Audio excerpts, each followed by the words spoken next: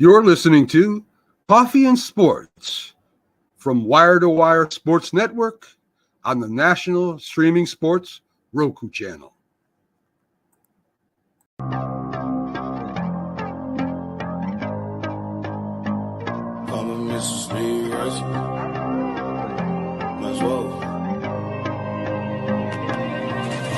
I'm walking through a ghost town, y'all ain't playing my sounds. Don't tell me to calm down, don't tell me to calm down. Only time I go backwards is when I wanna moonwalk. Don't test me, my mood's wrong, don't test me, my mood's wrong.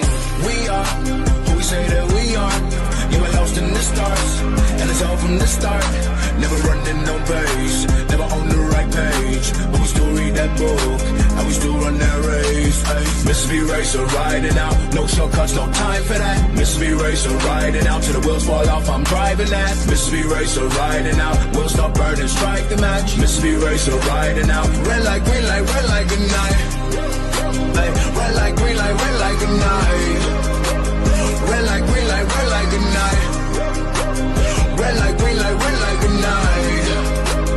Red light, green light, red light, good night.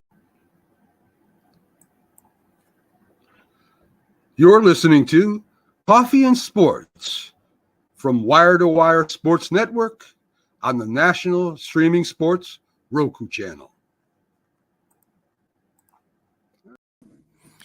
Good morning and welcome. It is Coffee and Sports. It is the morning show powered by Wire to Wire Network. Thank you so much for making us part of your morning routine. I am Chris, and my partner Mo will be here in just a moment. What an exciting NFL weekend that we had. What an incredible slate of playoff games that we had. We are about to break down all of those shortly here this morning. But also, let's talk about the new era in WWE. That, of course, is the Netflix era that is happening right now, guys. Monday last week was the kickoff of the WWE Netflix era. It is the first time in 26 years that WWE Raw has not been on cable. And right away, you could see the difference in presentation. Right away, you could see the difference in how the show was put together. And right away, you could see that, you know, they weren't censoring the crowd. That's probably one of the quickest and easiest takeaways from Monday Night Raw, just from a production stance, just from a watching it at home stance. There was no censoring of the crowd chants. And right away, the first match of the night was the tribal match with Roman Reigns and Solo. And right away, the crowd was getting all over Solo. And you could hear every single word that the crowd was saying. You could hear every single name that the crowd was calling Solo. And it was a little jarring at first, because you're not used to that as someone that watches WWE programming. Occasionally, you know, chants will break through, and then you'll notice a little bit later that the censoring has kind of muted the chant a little bit. But for it to be that crystal clear, it was cool. It was a very cool moment. There are times throughout the night where the announce team of Michael Cole and Pat McAfee talked about the crowd chants, which I thought was cool. It's a different element. It's an element that's kind of been missing from WWE programming recently, because it was PG, and there were certain things that were allowed to be acknowledged and certain things that were not allowed to be acknowledged. So that was cool. That was cool. The other thing that I thought, another interesting takeaway from Monday Night Raw, and Triple H discussed this after on the post show, they used wrestling terminology. They used terms like heel. They used terms like superstar. They used professional wrestler. They used professional wrestling. They said pro wrestling. They used actual pro wrestling terms on a pro wrestling TV show. And Triple H was asked about that after Raw on Monday. And basically, Triple H was like, I think our viewers are intelligent enough to understand what we're doing. Either they know the terms already and they're comfortable with the terms and they're good. He goes, and if we have new people coming in, I think that the product that we are putting out in front of them explains what those terms mean and what we're doing. So if they haven't heard them before or they haven't been exposed to them before, they're going to pick up on it pretty quickly. Triple H said, we are who we are. We're not going to hide from that. We are professional wrestling. We are pro wrestlers. We have storylines. We have faces. We have heels. And he said, we're okay with that. And he went even as far as saying that, pro wrestling has carved out such a hole in pop culture and in entertainment. He was like, pro wrestling terms are used outside of pro wrestling. He goes, just look at the lexicon of the world of sports and entertainment. He goes, and look at all the pro wrestling references that happen when pro wrestling isn't actually involved. He goes, fans are intelligent. They understand what we're doing here. They understand what we are. And we're not going to shy away from that, which I thought was pretty freaking cool. As far as the actual show itself, it was a pay-per-view. It wasn't a Raw by any stretch of the imagination. Tribal Combat was fantastic. The stuff with The Rock and Roman Reigns was just pure theater. The main event was CM Punk and Seth Rollins. That was the best performance that we have seen by CM Punk since he's come back to WWE. So that was fantastic. The match between Rhea Ripley and Liv Morgan, I think that was the best that we're going to get out of those two. As much as I like Rhea and I absolutely love Liv, I've never enjoyed the pairing of them because I don't think they have the best chemistry together. But that was a good showing for them. That was a good showing for the two of them. And they produced what I think is the best that you were going to get out of the two of them in that moment. Now, would I have loved to see Liv retain? Of course I would have. I would have loved to have seen Liv retain.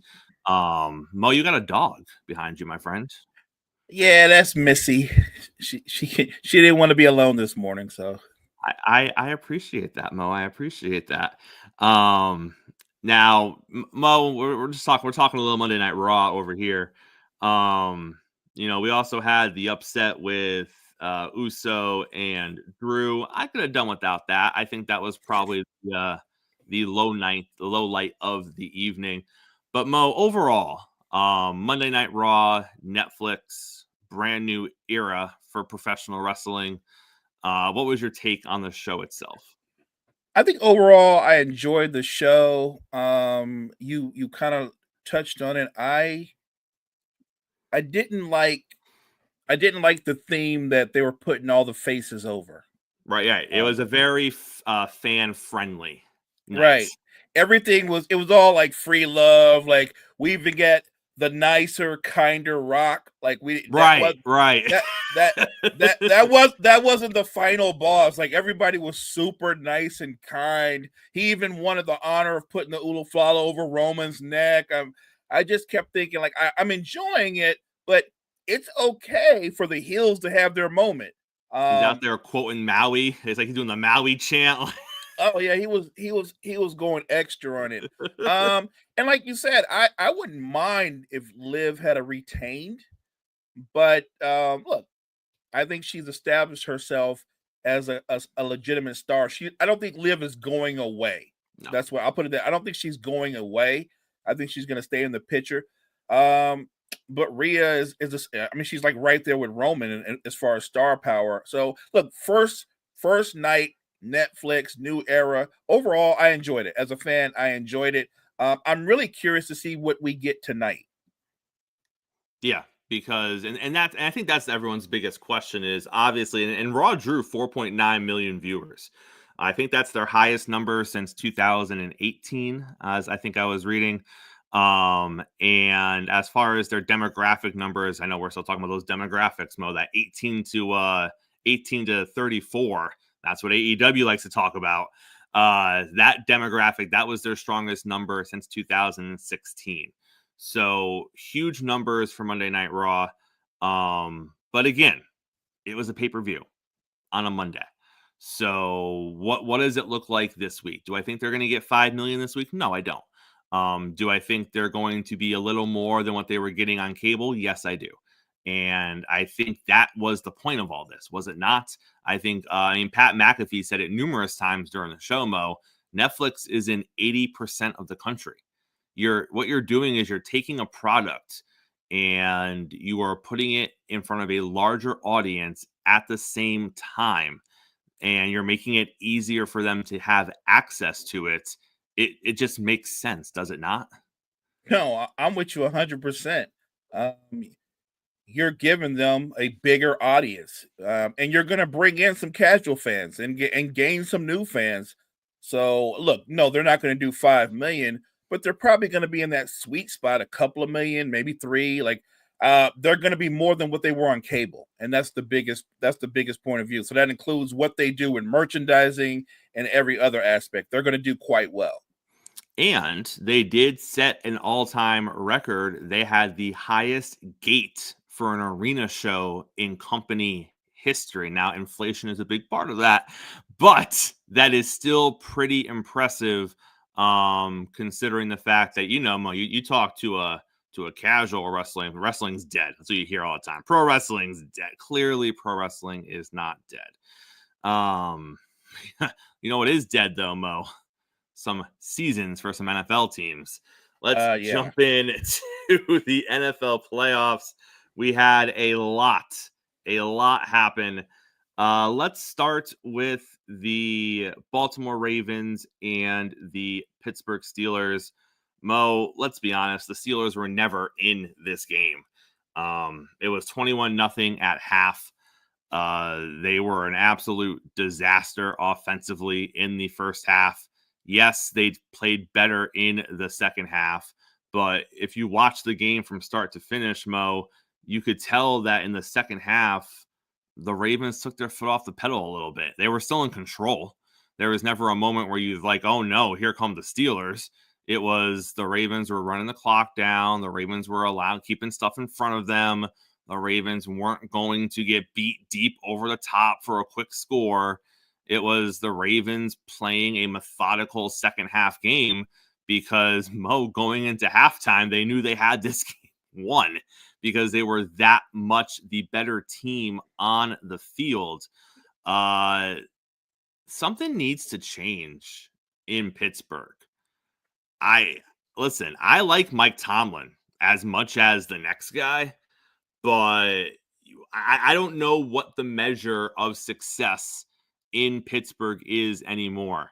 And maybe I would feel a little bit differently if this was a situation where they kept losing to the same damn team and you just couldn't get over the one team. That happens, right? That happens, right? But their last 6 playoff losses, 2017, Patriots, 36-17. 2018, Jaguars, 45-42. By the way, a Jaguars team that had no business beating that Pittsburgh Steelers team. That was a Steelers team that did not show up to that game thinking the Jaguars were going to do anything in that game. 2021, Browns, 48-37. They missed the playoffs 2022 was the Chiefs, 42-21. They missed the playoffs in 23. They also missed the playoffs in 19. Then they had Buffalo 31-17 last year, and this year it's the Ravens 28-14. So their last 6 playoff losses from 2017 until now, Patriots, Jaguars, Browns, Chiefs, Bills, Ravens. You lost to 6 different teams in your last 6 playoff appearances over the last 8 years. So, Mo, a bunch of other teams are getting to the playoffs. You ain't losing to the same team over and over again. Right. So what are we doing? In my opinion, what we're doing is you're a mediocre team that has just enough to get into the playoffs every season, and you're never truly a contender. Because in all these years, it's not like you're losing to the Super Bowl champion. You're losing to the Jaguars and the Browns and the Ravens and the Bills. Ain't none of them won Super Bowls. So you weren't losing to the champs. You were losing to the team that couldn't even beat the champs. So something's got to give. And I get it. Steelers fans want to say, well, Crick, old Ben Roethlisberger, Kenny Pickett, Russ. Who? That's not my fault. That's your quarterback. That's your general manager. Right. That's your front office people. Look, I'm with you. I'm not calling for Mike Tomlin's job, but I am saying there should be a change. It's funny. I was thinking about something, and if you flipped it around and you looked at Mike McCarthy's resume, I'm just saying that isn't his resume every bit as good as Mike Tomlin's? Isn't his shortcoming? Like, I know you can say, well, Dallas hasn't won. Well, the Steelers haven't won in the playoffs either. They just get there. They just get, and I'm on board with anybody that points out they're not the most talented team, and they overachieve. They do, and they do just enough to make Steeler fans think they have a chance, right? And then they get in the playoffs, and then they get blown out. Like the first half, game over. The second half, they came out and showed some pride. They score. What happens? Ravens come right back down, Right. and score. Like, oh, so you want to score? You want to fight? Right. Like you want to show some fight? No problem. And they come right down, and that score was like, now we shut the door, or you Right. understand you're not winning today. I don't know. I know we always talk about you have to have a quarterback. I understand that. I do. I truly do. But you're not in a position to go out and get like one of the higher draft picks to get a quarterback. You never are. Right, because you know what it is?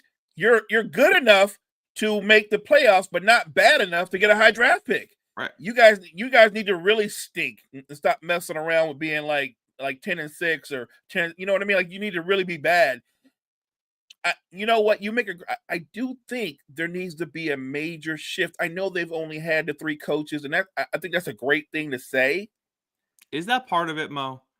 Is part of this? I mean, you made the Mike McCarthy comparison, which I think is spot on.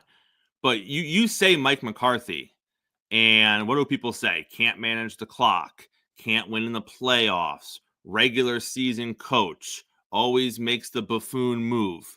You say Mike Tomlin, excellence, has never had a losing record, always they got the same sort of stuff going on. But I feel like when you say one guy's name, people open the door and just want to tear him down. You say Mike Tomlin's name, and I feel like it's prestige. It's the elite of the elites in the NFL coaching ranks. And I get it, Mo. He has earned that when you do this for as long as he has, and you've never had I get all that. But is that part of it? Is that part of it as to why there isn't going to be a call for a change at coaching? Is that part of it as to why? Is it a respect thing? That what would they be without Mike Tomlin? I don't think they'd be in the playoffs. I think they make the playoffs these handful of years because of Mike Tomlin. Mike Tomlin is a 2 to 3 win a season difference just because he is a good coach. So I would never take that away from him. But you're right. You look at his last 8 years, it's Mike McCarthy. Good regular season teams. I would even argue regular season teams that are below what Dallas and Green Bay were. Because at least with Dallas and Green Bay, you're not having the conversation of smoke and mirrors. How are they doing this? Right. You're having conversations of they have one of the best quarterbacks in the league. They're going to be top 1, 2, or 3 seed come the playoff time. They could make a run this year. They could. They're decent enough. Whereas with the Steelers, you're always saying, how are they even scoring points? It's defense led. It's not the offense. It's weird. It's a weird conversation, I feel. It is, because with Mike McCarthy, all you talk about is his shortcomings. With Mike Tomlin, what do they lead with? He's a leader of men. He's a Right. leader of men. I'm not arguing that he's probably not he's probably a great motivator. I don't dispute that. I don't dispute that. But before the game even kicked off, Chris, I was talking to my friend and I was like, if they can't stop Derrick Henry, game over. If they can't Right. slow him down, game over. Because I think the previous game he had like 150 on them. And like, if they don't slow him down, why even show up? They didn't slow him down at all. They didn't slow him. Like, the offense was bad, but what people don't talk about, what I think Mike Tomlin kind of is known for, is what he does defensively. The defense wasn't good either. They were horrible. Like the Ravens, I think they just missed rushing for 300 yards. There's no way you win playoff football letting somebody run over you like that. Like, the Steelers are known for toughness, and I thought the Ravens initially come out quarter one, punch them in the mouth. They never recovered. I'm not calling for Mike Tomlin's firing, but maybe a change of scenery would be good for him and the Steelers. And maybe, Chris, if he's not your coach, you bring in a younger coach, which you allow that room to fail year one. Like, let's say you win 5 games or whatever, but you can then draft your quarterback. Go get a quarterback at that point. point. Right. Because if you keep Mike Tomlin, which they probably will do, if you get rid of Russ, you're just going to replace Russ with another Band-Aid. What are you going to do? Justin Fields in a middle of the draft rookie. Right. And you can give me all of Russ's shortcomings. I still think he's a better quarterback than Justin Fields. Let's talk about the Buffalo Bills. Before we talk about the Buffalo Bills, I want to throw 2 sets of stats at you, Mo. The first set of stats is 3,897 yards passing, 28 touchdowns, 11 picks, 63% completion percentage. That's number 1, all right? Number 2 is 3,731 yards passing, same touchdowns at 28, 5 less picks at 6, and a half percentage higher completion percentage at 63.6. The first set was the terrible year that Aaron Rodgers had, and the second set was the supposed MVP year that Josh Allen had. I live the quote that Aaron Rodgers said 3 years ago, that his bad years are the best years of other quarterbacks. I find that to be hilarious because, I mean, now granted, he doesn't have the 12 rushing touchdowns, but I think that's interesting, and it's also factual, right? Right. Most people would tell you that Josh Allen is the runaway MVP of this season, and you just point out Aaron Rodgers' numbers. Obviously, obviously the Jets not nearly as successful or as good, but that's interesting that his numbers are comparable. It's a narrative-driven league. I think I would say this is a career year for Josh Allen, but it's not a career year for Aaron Rodgers. It's not a career year for Lamar Jackson, who has better numbers than his previous MVP. Right. Last year. He actually took it up a notch. And I get it, right? They're going to go, well, look at all the weapons they went without. Look what he's done.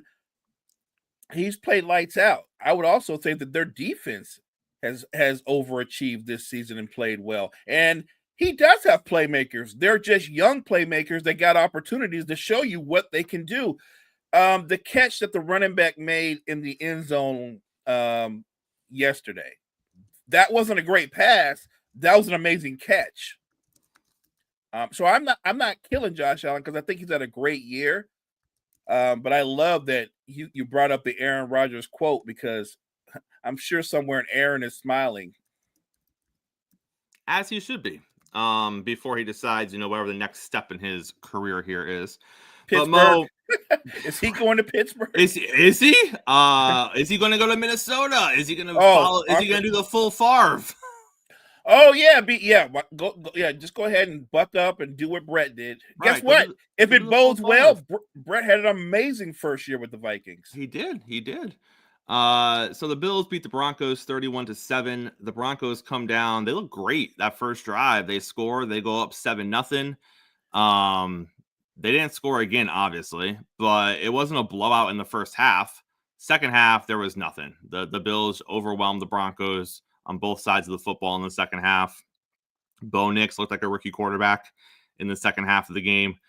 Mo, I don't. If you're a Broncos fan, you shouldn't have been here. Like, no one thought this was going to happen except for maybe Broncos fans. You beyond overachieved this season. There is nothing to be ashamed of. You weren't in Buffalo's class. Like, a loss is a loss, and playoff losses suck. But if you're the Broncos, like, it is what it is. Like, it was a good season. It was a successful season. You found your franchise quarterback. Just go get pieces. Go get pieces to make this team better.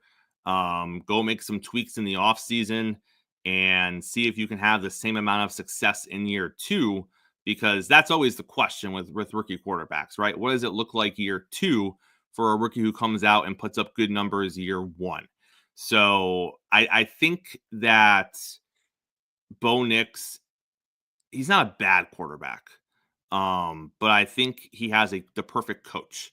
I think he does exactly what Sean Payton wants him to do. I think the system that Sean Payton puts him in is very friendly to him. So I don't think you're going to see a huge drop-off from Nix year one to year two, but there is going to be a drop-off. You have to figure out what the running back situation is in Denver, and you got to get some more playmakers on the offensive side of the football because they don't have a lot of those. But Mo, if you're a Broncos fan, it's disappointing to lose, but it was a great season overall. 100% disappointing ending to an amazing season. We were talking about when we previewed that division, the AFC West. We were talking about Denver maybe being the worst, right there with the Raiders, right at the bottom, 3-4 wins, right? Yeah, and they overachieved. And their rookie quarterback, he had moments when he didn't look like a rookie quarterback, but you're correct. Sean Payton put him in a system to set him up for success, so he reeled him in. Now, you can tell whenever he deviated from it because you would see Sean Payton on the sidelines losing his mind, running up the sideline. You can always tell when Bo Nix decided to do something out of pocket. But that being said, if you're a Broncos fan, this is, to me, your team is a year ahead of where I thought they would be. So I think the future is bright. You're right. The rookie quarterbacks tend to take a step back, but you can lessen that step by putting more playmakers around him, by finding a franchise running back, finding more playmakers on the defense as well. They have a pretty good defense. So again, if I'm a Broncos fan, I'm bummed, but we were playing against a better football team, and we would have had to play perfect football to beat Buffalo. Another team that I think was a year early, but I think should be disappointed, are the Chargers. Justin Herbert, for all the amazing things he does and all the numbers he puts up, Mo, he is turning into a quarterback that is having this knack of folding in big moments, whether it be big games, whether it be big drives, whether it be big individual moments. More often than not, when the lights are the brightest and the pressure is the greatest, he isn't. And we saw that throughout his first few years in the league when it came to comeback drives, ball in his hand, chance to tie, chance to go ahead, and he becomes turnover prone or he becomes average at best. And you're looking at a quarterback, Mo, that threw 3 interceptions the entire season. He was picked off 4 times against the Houston Texans. I get it. Sometimes it's not your day.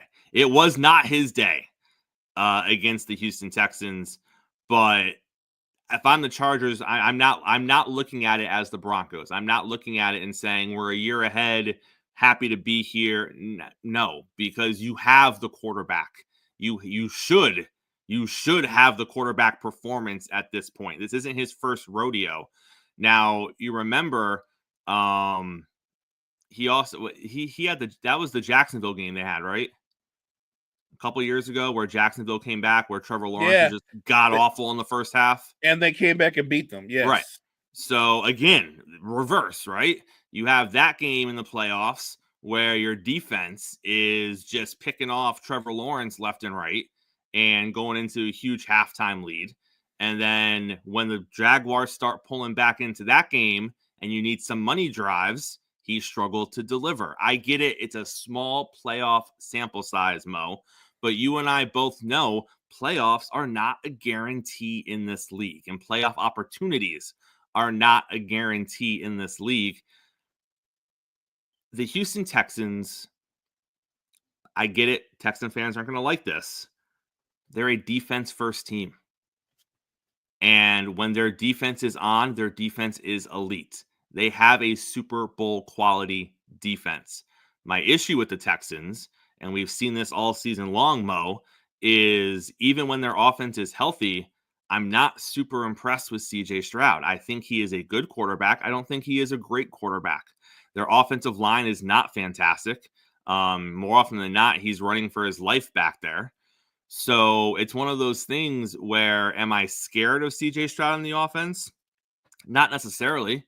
Am I scared of the defense? Yeah, a little bit. Because the defense has done this multiple times this season, not to the tune of 4 turnovers, but they've wreaked havoc like this throughout the season. So I look at this from 2 stances. One, the Chargers got to they got to get it together. Justin Herbert, I think we're officially at the conversation. Justin Herbert is not a clutch quarterback. He isn't. He has not delivered in the biggest moments so far in the early parts of his career when he's had the opportunity to do so.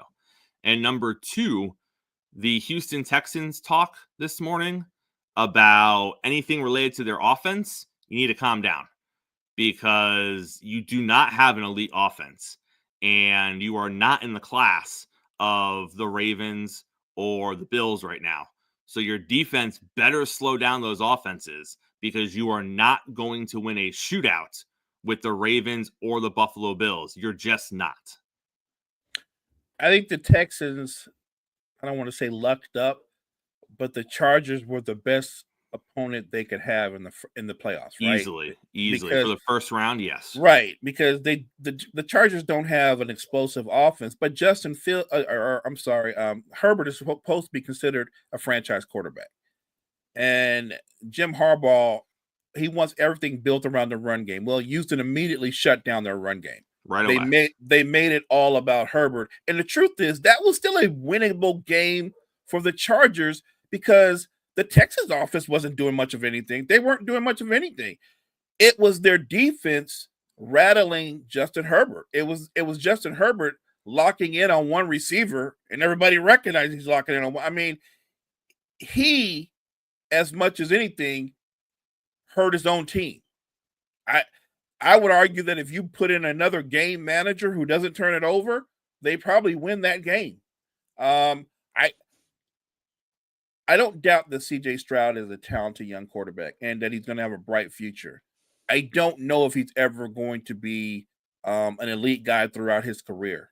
He certainly has the talent, but I would say Stroud played okay, but I don't think he was amazing. I think that he did enough off of the back of think about this. They got 4 turnovers. One was pick 6. Right. So it's not like their offense scored a ton. Like I just think that in the next game up, if their offense doesn't step up, the Texans are done. They're just they don't have the offense to compete with some of these next level AFC teams. And they're going to need their defense to generate multiple turnovers again just to have a shot to win. Of the 3 possible opponents, was the Chiefs the best draw for the Texans? I mean, the Chiefs haven't scored over 30 points this season. So I don't think you're going to get a shootout with the Chiefs. Sure, it helps, but I would put it this way: what the Chiefs don't do, they don't beat themselves. They don't turn the football over. They don't beat themselves, and they've got an even better defense than the Texans. So if it's going to be a defensive battle, that still favors the Chiefs. I don't see the Texans beating the Chiefs. I'm not holding my breath for that. I just don't see it. Justin, look, I don't see Patrick Mahomes allowing that to happen. I think the Chiefs will find a way to win a low-scoring game. I think they're going to turn Stroud over a couple times. Game over. You know who's upset this morning? Josh Allen, Lamar Jackson. They were hoping the other one was going to take out Patrick Mahomes. Exactly. That was the plan. They're both thinking, like, never mind the MVP. I need you to get rid of that guy. Right. Like, can we want the Texans. You go take care of him, and then we'll figure it out later on. But instead, they will face off against each other. Which again, it's interesting, and we'll discuss this more tomorrow. But the loser of that game, that's tough. There's going to be a lot of talk. Because now you're not only are you losing in the playoffs, you're not losing to Mahomes. So automatically you're now third best. Like if Josh Allen loses that game, and by the way, I think MVP should have already been given out. I will die on this hill, Mo. I will die on this hill. If it is a regular season award, give it out wild card weekend. Give it out. If Josh Allen and Lamar Jackson, and they're going to play each other, if Lamar puts on a freaking show like he's been doing all season long, and the Ravens win that game, and then you give the MVP to Josh Allen, I'm going to have even more of an issue with it. Because the last thing my eyes saw was them play each other and Lamar outplay Josh Allen, and I'm going to have an issue with that. Now, if Josh Allen goes in there and outplays Lamar Jackson and then wins the MVP, my eyes are like, oh, that makes sense. They played each other in the playoffs, and Josh was fantastic. But I know it's not relatable. It's a regular season award, so give it out before the playoffs. Agreed. Because I don't want to see, and I think the Ravens are going to win that game, by the way. I don't want to see Lamar Jackson go in there and pass for, 260 yards and a couple of touchdowns and run for 80 yards and a touchdown, and they beat the Bills and go to the AFC Championship game, and then 3 weeks later after the Super Bowl, we're calling Josh Allen the league MVP. Like, I don't want to see that nonsense. Which, by the way, I don't care about league MVP after the playoffs anyways, because we're done talking about football at that point. Correct. Give it to them during wild card weekend, and then let us hype them up while they're actually playing. Josh Allen, fresh off his first MVP. You know what I mean? Like, hype it up a little bit. That makes better sense. Fresh off his first MVP, the whole buildup could have been completely different. Come on now. Mo, sometimes it's okay to be charmed. It's okay to live a charmed life. And you need a little bit of luck to get to where you're going. And I think the Commanders are a charmed team. I feel bad for Baker and the Baker train. That game was there. That game, it's literally a game of inches in the NFL. And Mo, that was a game of inches. The Commanders, they win 23-20. I don't think they go much further. I think it was a great season for Washington. I think they have a lot to build on. I do think you're going to see, I think the path of the Commanders is going to be very similar to the path of the Texans. I think you're going to see a step back next season for Daniels because the league is going to catch up a little bit. I think you'll see them go from like an 11-win team to a 9 or 10-win team. They might still make the playoffs next season. I'm not going to say they're not going to, but I think the trajectory is going to be very similar to what you're seeing in Houston. That being said, though, I take nothing away from either of those teams. Both quarterbacks played well. It was a great game. I was just personally pulling for Baker. You and me both. And I thought on their last drive, if they could get a touchdown, they're good. I just felt that. and they had to settle. And I was like, man, I don't want this to come down to what it came down to. Yep. So yeah, disappointing finish. Again, I think Baker Mayfield is one of those guys that he just draws you in. He just draws you. I'm in. I'm bought in on Baker Mayfield. They lost yesterday, and I'm going to go out and get a Baker Mayfield jersey. I like that guy. There's something about him that's relatable. And I'm not taking nothing away from Jaden Daniels, because I think he's a sensational talent. But I think you brought up a great point. There will be a step back because the league will adjust to him. The question is, how quick does he adjust to their readjusting? Because you can see Stroud is still struggling. He's still trying to readjust. Yeah, he's still trying to readjust. He is struggling. So it's going to be interesting to see what all the second-year quarterbacks do next season. Mo, statistically, Baker's a top 3 quarterback in the NFL this season. Lamar, Burrow, Baker. Just saying. And guess what? He could have been the quarterback of the Browns. He could have been there. I'm just saying he could have been there and wouldn't have cost nearly as much. Not nearly as much. Packers and the Eagles. Listen, I know injuries were a big part of it. I get that.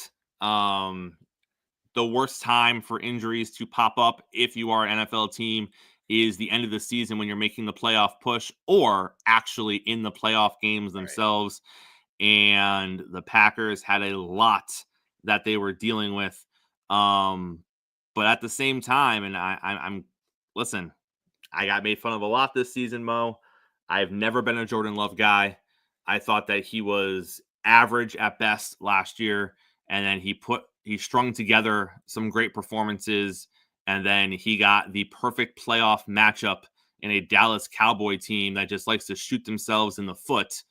And then throughout this season, yeah, he had some great moments this season, just like he had some great moments last season. But I have always contended with Jordan Love that I don't think his completion percentage is high enough. I don't think he makes enough of the easy completions. I think as an NFL quarterback, the floor is 60% consistently across the board. And I really think it should be closer to 63, 64%, if I'm being honest with you. And he's always struggled with that. He's always struggled to make the easy ones. And Mo, when you're not making the easy ones, you're leaving little chunks of yardage on the field, 4, 8, 12 yards. Those are the easy ones. Those are the give-me's in the NFL. And he tends to do a little bit of the Herbert, where when the moment gets a little big, I don't think he's as bad as Herbert, but he tends to be a little flaky sometimes. And 3 interceptions in the playoff game. He was 20 for 33, 212. I mean, year 2. I come out of year 2 the same way I came out of year 1. He is a good quarterback. I think he's better than we all thought he was when Aaron Rodgers was there, and we never saw anything about Jordan Love. So I think he's a good quarterback. I don't think he is on that next level. I don't think he is going to be on that Lamar, Josh Allen level. Like, so you got Patrick, and you got level 2. And remember, Mo, coming into this season, and I think this is what got me the most fired up, was all those rankings that had Jordan Love top 10 and some had him top 5 in the NFL. And I'm sitting here with you like, what are we doing? Like, why? There's literally, he's not a top 10 quarterback in the NFL. He's not. But that's okay. He can be a top 16 quarterback, which I think he is, by the way. I think he's in the top half of the quarterbacks in the NFL. And you can do a lot of great things, Mo, in that 11 to 16 range, kind of bouncing up and down with a good team around you. And I think that's what Jordan Love is. But year 2, I had the same exact opinion I had of him year 1. So I think he has arm talent for sure. But I think his fatal flaw is he doesn't take care of the football. He will, for every great throw, he will counter that with one of those picks where you're like, what do you see that we don't see? He's triple covered. Like he will do that. I'm with you. I don't think he's an elite. It's funny. We're sitting here talking about Jordan Love, and I'm like, he's considered elite by many people, by the way. But how much better is he than Baker? He's not. I would take Baker at this point. Right. I would too, but I'm putting it out there because the perception is that he's in a tier that Baker's not. Right. And I would disagree with that. I know Baker's had a harder, let's say, road to prosperity, but I don't think that was all on him. You go to a franchise, if they don't buy into you, if they don't truly want you, they treat you that way. But I'm looking at them objectively, and I think Baker, he might not be as more physically gifted, but I think he's a better quarterback. Well, I think the thing that people, and I don't think Baker gets enough credit for this, and I think the Jordan Love comparison is a really good one. Baker the previous play never impacts Baker Mayfield. Baker Mayfield can throw a pick, and if he honestly believed that releasing that ball half a second sooner would have been a completion, he'll come back the next play and try it again, and most likely completes the pass on the same play where he just threw a pick. He doesn't let the previous play impact the next play. Now, he might get pissed off on the field and throw a helmet or be upset at someone and be emotional, but the next play is the next play. The previous play didn't happen. Jordan, on the other hand, if the game's not going well, the easy stuff starts to go away for Jordan Love.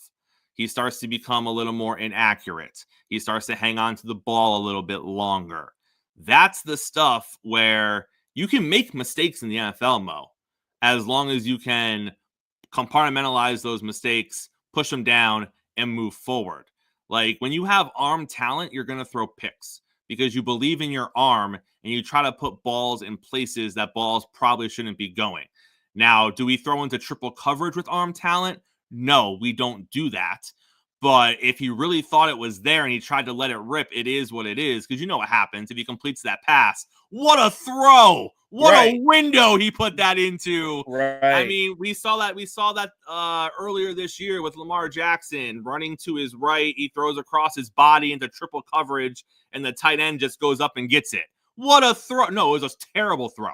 That gets picked off 9 out of 10 times. We just got the 1 out of 10. But the difference is, in my opinion, with Jordan is when he does throw the interception, when he does have the bad play, it affects all the other stuff. And it's the other stuff that he already wasn't the most consistent at in the first place. And then when you start affecting all the other stuff, now it's opening up for more turnovers. It's opening up for more issues.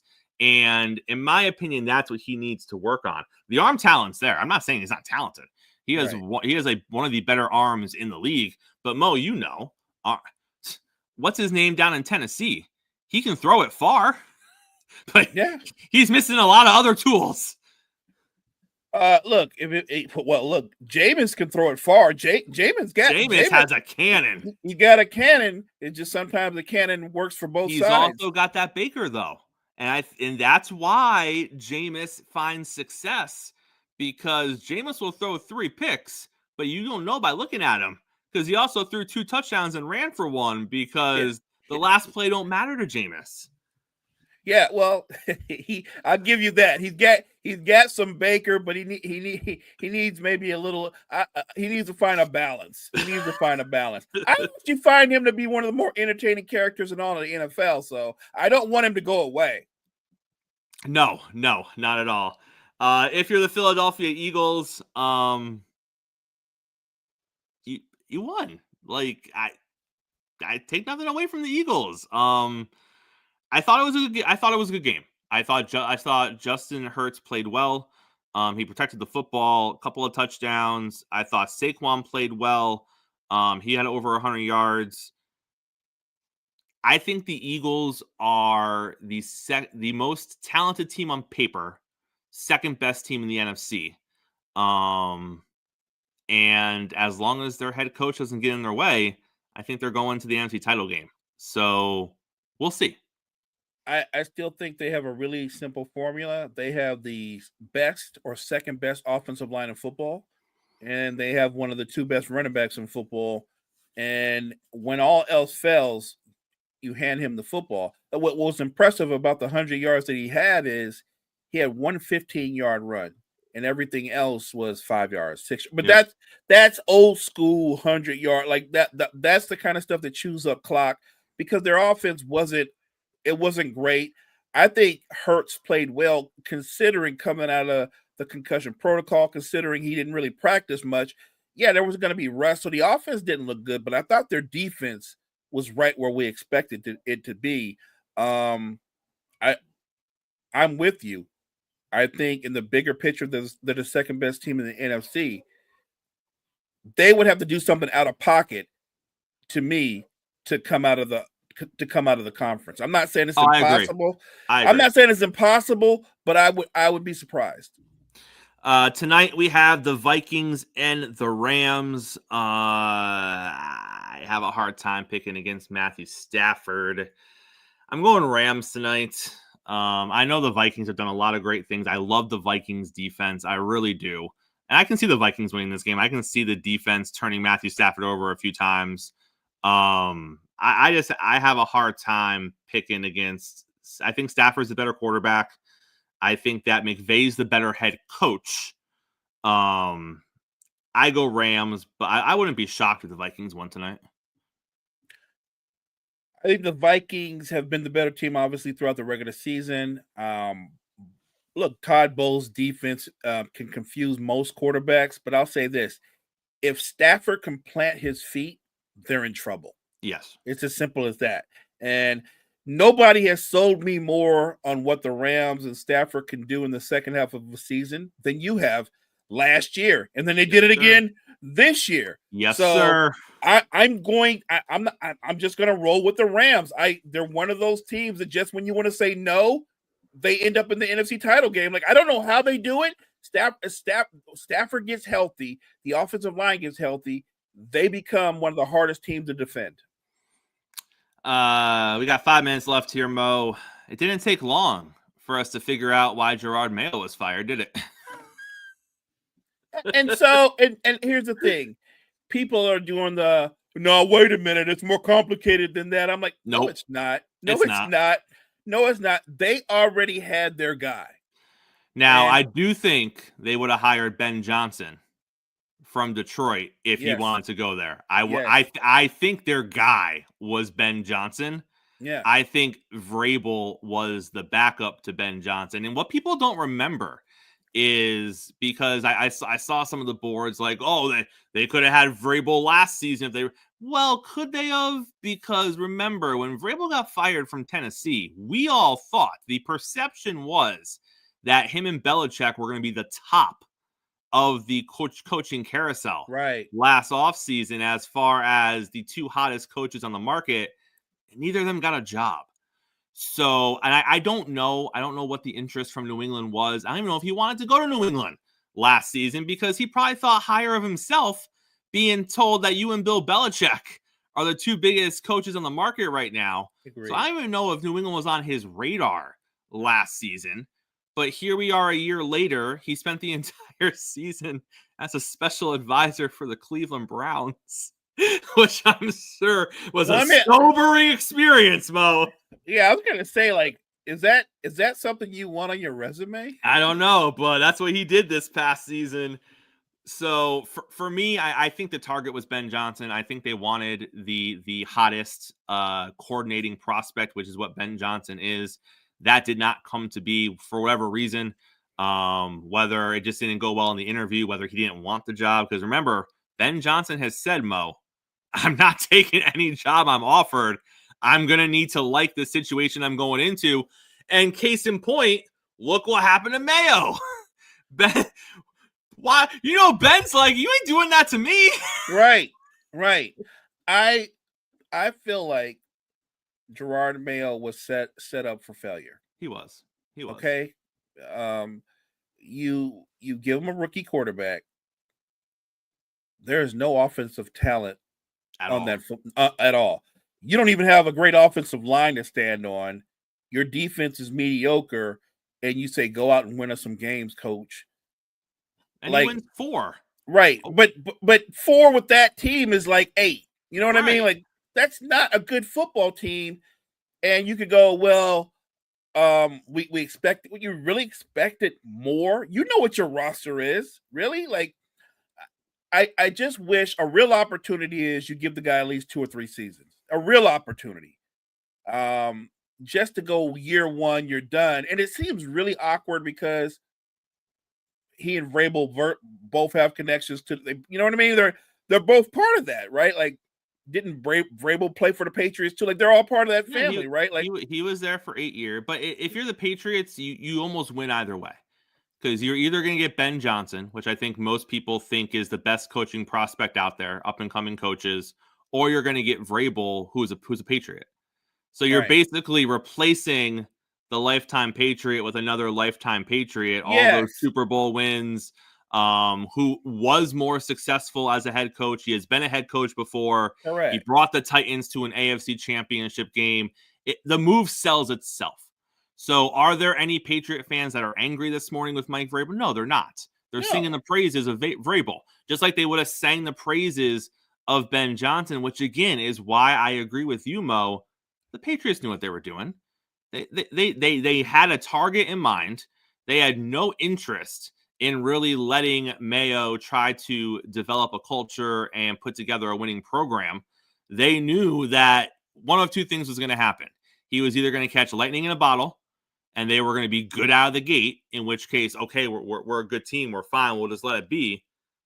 Or he was going to do this, and they were going to go get the guy they actually wanted.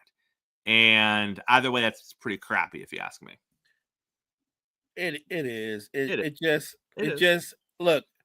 I just, like I said, when you hire somebody to be a head coach, unless, and look, I don't know what goes on behind the scenes with the Patriots, but if you tell me he's just a train wreck, the players don't listen to him, they don't view him as a leader. If it's something of that nature, I get it, but you knew who he was. He interviewed, you knew him. He had been with your franchise his career. He'd been one of your position coaches. You knew who he was, and you said Gerard Mayo's our guy. I just feel like he was never really your guy. Like you said, if Ben Johnson wanted to be a Patriots head coach, he'd be the Patriots head coach, and Vrabel was a close second. Yep. And so you have Mike Vrabel. And by the way, to be clear, I'm not saying hiring Mike Vrabel is a bad move. I'm saying the way they handled Gerard Mayo, that's bad. 100%. Mo, take us to the close, sir. Thank you guys so much for joining us this morning. Make sure you check out all the great content we have at Wire to Wire Network. Wire to Wire Network, we appreciate you. Hey, make sure you're back here same time, same place tomorrow. We are going to make our second round predictions for the NFL playoffs.